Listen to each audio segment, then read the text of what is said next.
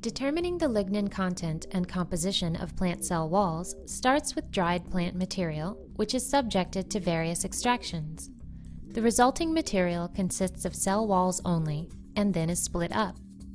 To determine the lignin content, the wall material is subjected to hydrolysis by acetyl bromide, and the solubilized monolignals are quantified by UV spectrophotometry. For the determination of lignin composition, wall material is hydrolyzed by thioacetylysis.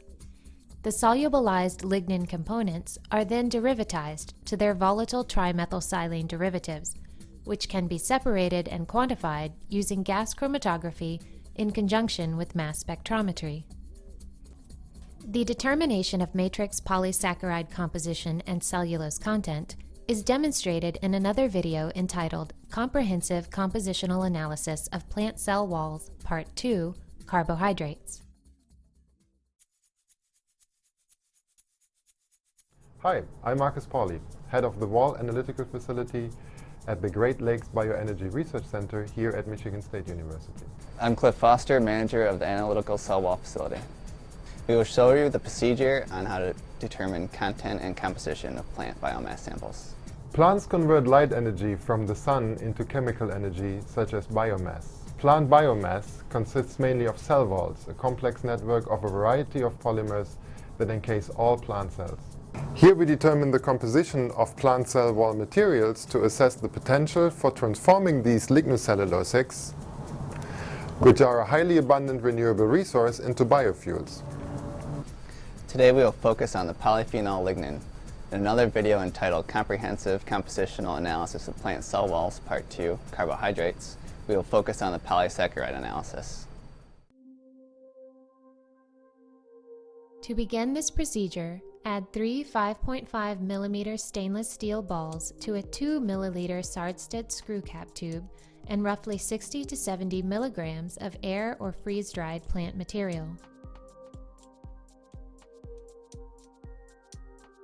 The material can be ground to a fine powder by using iWall, a grinding and dispensing robot. The iWall takes the tube and shakes it for 30 seconds, where due to the metal balls, the material is ground to a fine powder. Then the ground but compact plant powder is loosened. An alternative non-robotic low-throughput procedure facilitating a retch mill is presented in Part 2. Add 1.5 ml of 70% aqueous ethanol to the ground plant material, vortex thoroughly, and centrifuge at room temperature.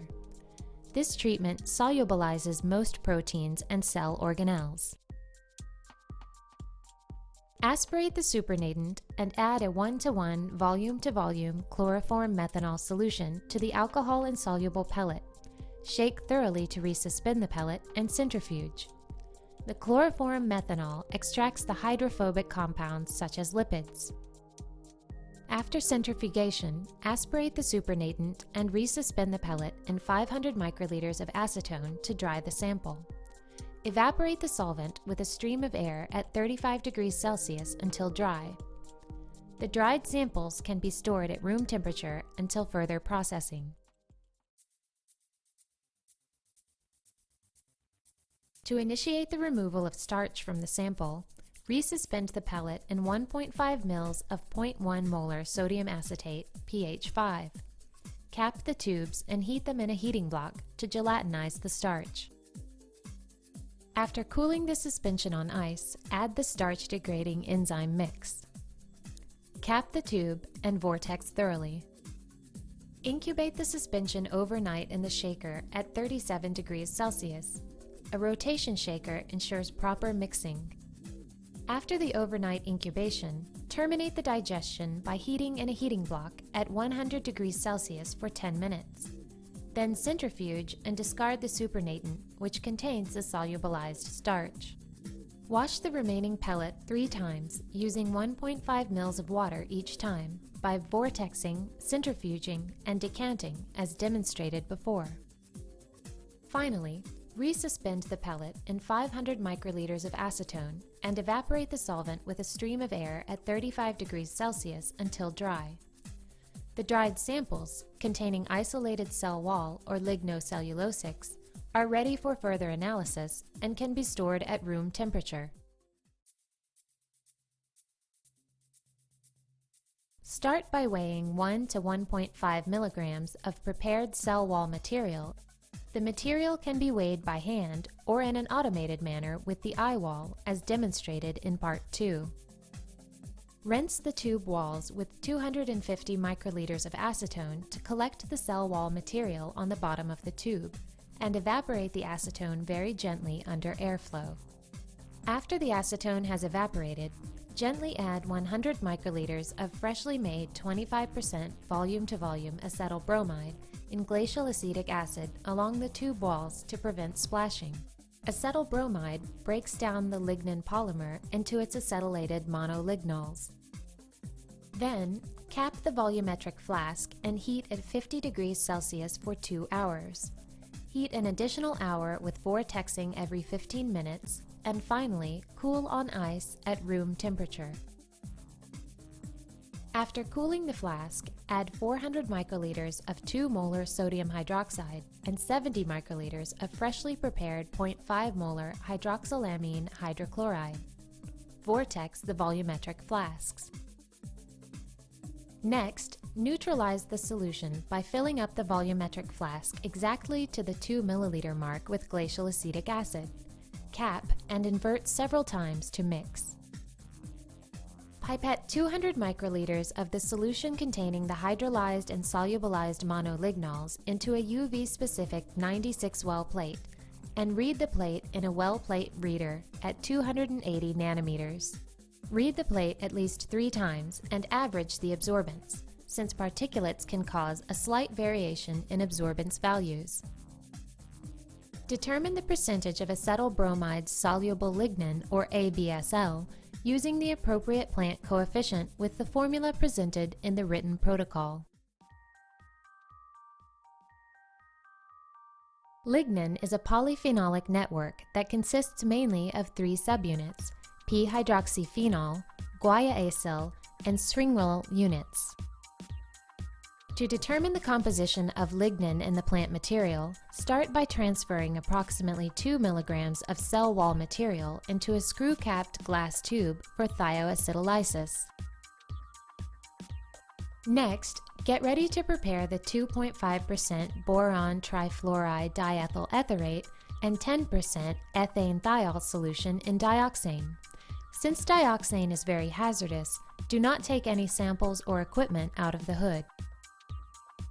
Remember to work very carefully and use a balloon filled with nitrogen gas to displace the lost volume in the dioxane bottle with nitrogen.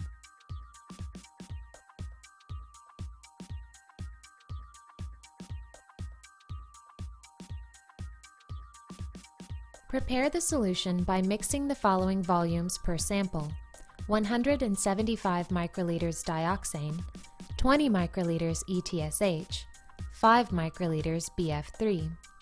After mixing, add 200 microliters of the solution to each sample.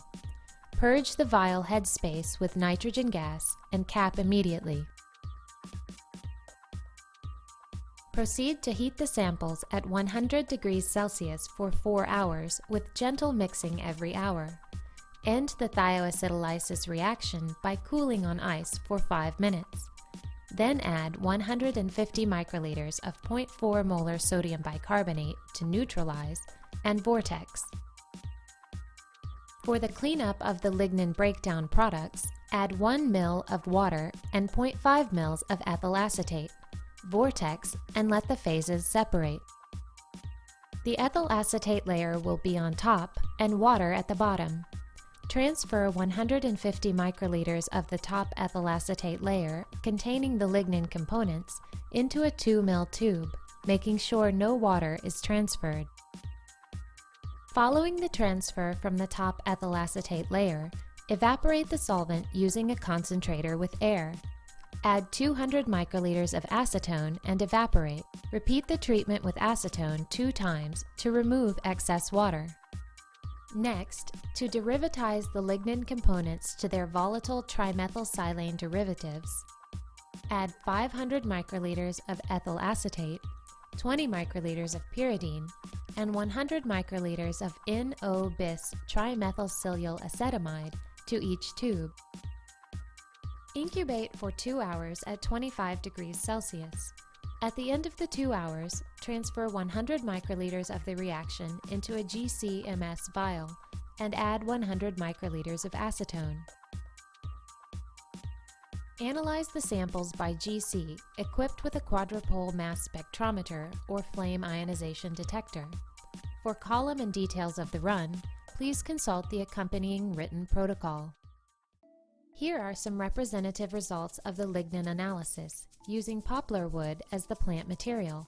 According to this analysis, 22% of the poplar material consists of the polyphenol lignin.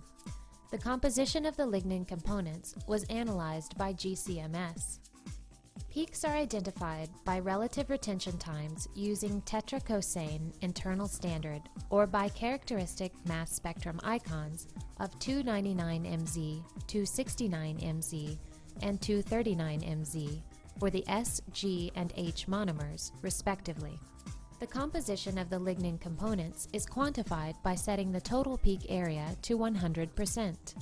The compositional analysis shows that this particular sample contains mainly syringyl or S units. However, guaiacyl or G units are also abundant.